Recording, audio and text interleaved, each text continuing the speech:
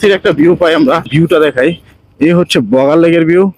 আর এখানে অস্থির কিছু ভিউ আছে। আর দেখেন মেঘরাজ্যে আমরা দাঁড়াইছি, এখানে খুবই সুন্দর। এখান থেকে বগাল লেক দেখেন, ভিউগুলো রাস্তার পাশ দিয়া ভিউগুলো দেখাইতেছি।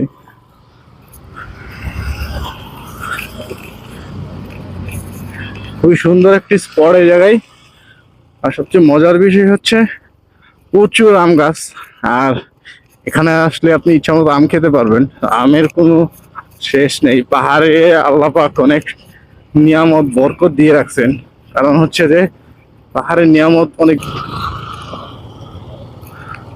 আর রাস্তার পাশে আপনার কোনো চিন্তা নেই, কারণ কিছুক্ষণ পর পর দু একটা দোকান পাবেন যে আপনি পানি, তারপর হচ্ছে যে এখানে সবচেয়ে মজার জিনিস হচ্ছে কালকে আপনার যাওয়ার পথে আনারস খেয়েছি।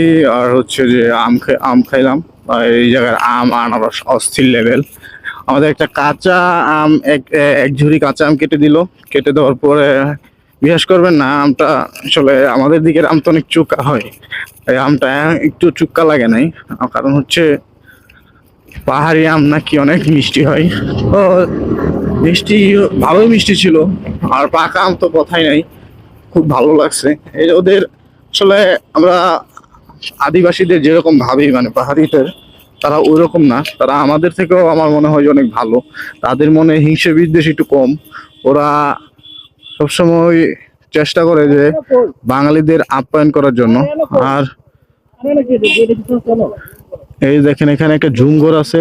আর জুমঘরের দেখা যাচ্ছে, এই যে দেখেন জুমঘর উপরে, এই যে জুমঘরে আমরা এখন যাওয়ার চেষ্টা করব। আগে দেখি জুমঘরে কোনো লোক আছে কিনা, লোক থাকলে হয়তো বা জুমঘরে আমরা যাব না।